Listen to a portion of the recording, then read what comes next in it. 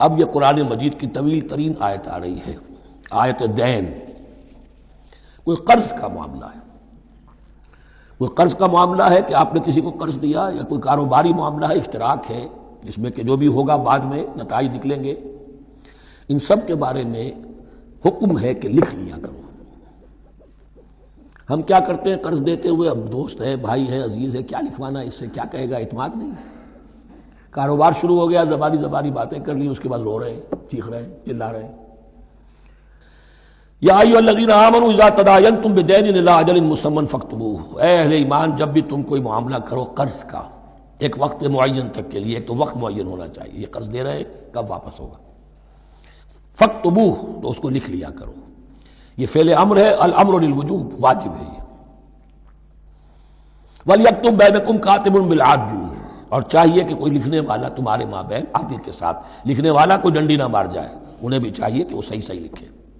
وَلَا يَأْبَ كَاتِبٌ أَن يَكْتُبَ كَمَا عَلَّمَهُ اللَّهُ فَلْيَكْتُبْ، اور کسی بھی شخص کو جس سے اللہ نے سکھایا ہوا ہے کتابت لکھنے کا کام، تو اس کو انکار نہیں کرنا چاہیے لکھنے سے۔ اللہ نے اسے یہ علم دیا ہے، اسے چاہیے کہ لکھنے، اس لیے کہ اس معاشرے میں پڑھے لکھے لوگ تو بہت کم ہوتے تھے۔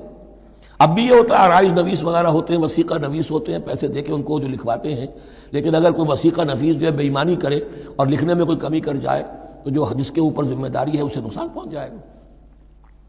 وَلْيَكْتُبْ بَيْنَكُمْ كَاتِبٌ بِالْعَدْلِ، اور چاہیے کہ لکھنے والا تمہارے مابین انصاف کے ساتھ لکھے۔ وَلَا يَأْبَ كَاتِبٌ أَن يَكْتُبَ كَمَا عَلَّمَهُ اللَّهُ فَلْيَكْتُبْ، اور نہ انکار کرے کوئی لکھنے والا اس سے کہ وہ لکھے جیسے اللہ نے اسے سکھایا ہے تو لکھنا چاہیے۔ وَلْيُمْلِلِ الَّذِي عَلَيْهِ الْحَقُّ، لکھتے وقت املا وہ کرائے جس کے ذمے رقم آ رہی ہے، جس پر حق آ رہا ہے، علیہ الحق، وہ لکھوائے۔ جس کا مال ہے وہ نہ لکھوائے، جس پر ذمہ داری آ رہی ہے وہ لکھوائے، کہ میں کیا ذمہ داری لے رہا ہوں۔ وَلْيَتَّقِ اللَّهَ رَبَّهُ، اور اللہ سے ڈرتا رہے اپنے رب سے، وَلَا يَبْخَسْ مِنْهُ شَيْئًا، اور لکھوانے میں اس میں سے کوئی شے کم نہ کر دے۔ فَإِنْ كَانَ الَّذِي عَلَيْهِ الْحَقُّ سَفِيهًا، اب اگر وہ جو مقروض ہے، جو قرض دے رہا ہے، جس کے ذمے کوئی ذمہ داری آ رہی ہے، وہ ناسمجھ ہے، یا بوڑھا ہے، ضعیف ہے، اور لا یستطیع ان یملا، یا اس کے اندر یہ اتنی صلاحیت نہیں ہے کہ املا کرا سکے، یہاں املا کے معنی میں ہے، ہوا فلیملل ولیہ بالعدل، تو اگر وہ نہیں املا کرا سکتا تو اس کا کوئی ولی ہو، اس کا کوئی وکیل ہو، اس کا کوئی اٹارنی ہو، وہ اس کی طرف سے اس کو لکھوائے۔ واستشہدوا شہیدین من رجالکم، یہ ایک آیت چل رہی ہے ابھی، پورے رکوع کے اوپر ایک آیت پھیلی ہوئی ہے، سوائے آخر میں تھوڑا سا حصہ دوسری آیت آئے گی۔ واستشہدوا شہیدین من رجالکم، اور گواہ بنا لیا کرو دو اپنے مردوں میں سے، فإن لم یکونا رجلین، اور اگر دو مرد دستیاب نہ ہو، فرجل وامرأتان، تو ایک مرد اور دو عورتیں، ممن ترضون من الشہداء، اور وہ بھی دونوں کے نزدیک مقبول ہوں شہداء، کہ ہاں دونوں کو اعتماد ہے ان پر۔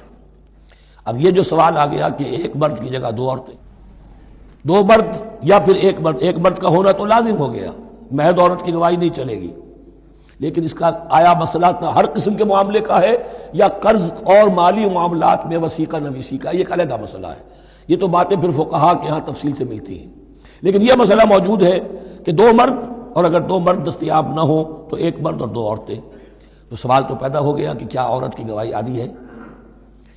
ان تضل احداہما فتذکر احداہما الاخری، مبادا ان میں سے کوئی ایک بھول جائے تو یاد کرا دے دوسری۔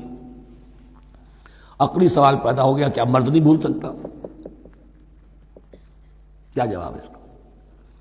جواب یہ ہے کہ واقعتاً اللہ تعالیٰ نے عورت کے اندر نسیان کا مادہ زیادہ رکھا ہے۔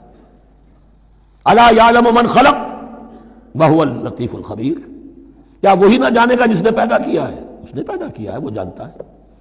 نسیان کا مادہ کیوں زیادہ رکھا یہ بھی سمجھ لیجیے، عقلی بات ہے، منطقی بات ہے۔ she has to play the role of number 2، اسے مرد کے تابع رہنا ہے، جو نمبر 2 ہوتا ہے اس کے اوپر اس کے کبھی احساسات کے اوپر، کبھی جذبات کے اوپر کوئی نہ کوئی کوفت، کوئی قدورت آتی ہے،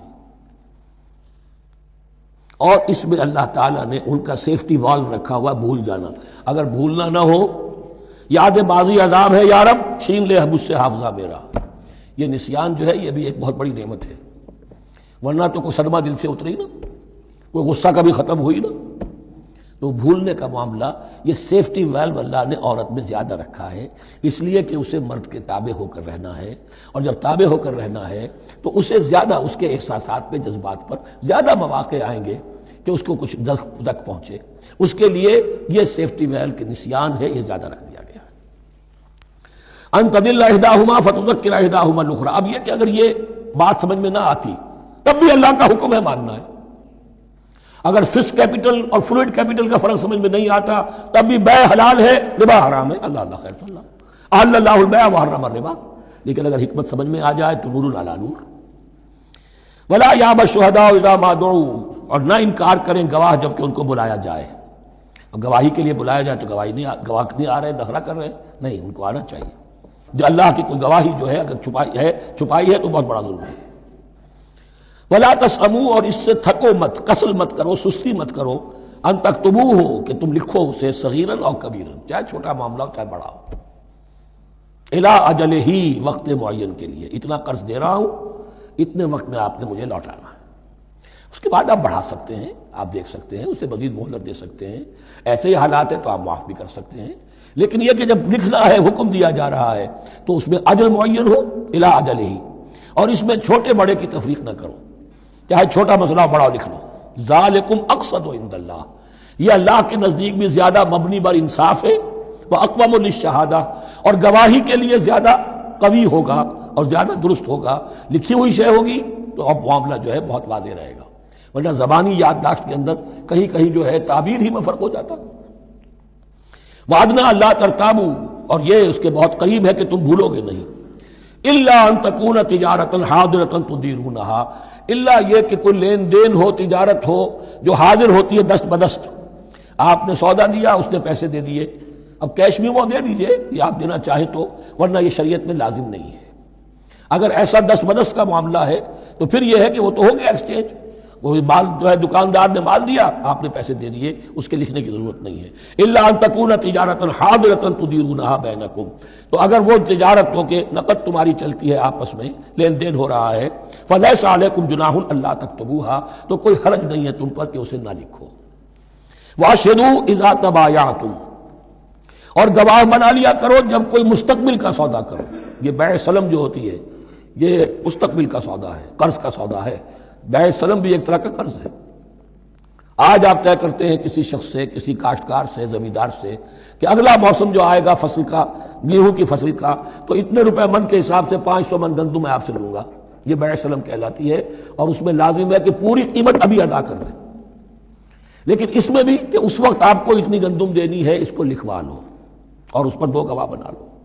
واشهدوا اذا تبایعتم ولا یضار کاتب ولا شہید، اور نہ نقصان پہنچایا جائے کسی لکھنے والے کو یا گواہ کو، اور نہ نقصان پہنچائے کوئی لکھنے والا یا گواہ، یہ ضارہ دونوں کے لیے آ جائے گا، یہ معروف بھی ہے اور مجور بھی ہے۔ نہ ضرر پہنچایا جائے اور نہ ضرر پہنچائے، نہ کوئی کاتب اور نہ کوئی شہید گواہ۔ وَإِن تَفْعَلُوا، اگر تم ایسا کرو گے، نقصان پہنچاؤ گے، فَإِنَّهُ فُسُوقٌ بِكُمْ، تو یہ تمہارے لیے بہت بڑے گناہ کی بات ہوگی۔ وَاتَّقُوا اللَّهَ، اللہ سے ڈرو، وَيُعَلِّمُكُمُ اللَّهُ، اللہ تمہیں تعلیم دے رہا ہے، وَاللَّهُ بِكُلِّ شَيْءٍ عَلِيمٌ، اللہ ہر چیز کا علم رکھنے والا ہے۔ یہ ایک آیت ہوئی ہے، آخری پارے کی میرا خیال 4 5 6 صورتیں جمع کر لے تو جا کر یہ ایک آیت کا حجم برابر ہوگا۔ جو میں نے کہا تھا کہ آیات کی تعین توقیفی ہے، یہ ہمارے حساب کتاب سے، گرامر سے، منطق سے، علم بیان سے کوئی تعلق نہیں اس کا۔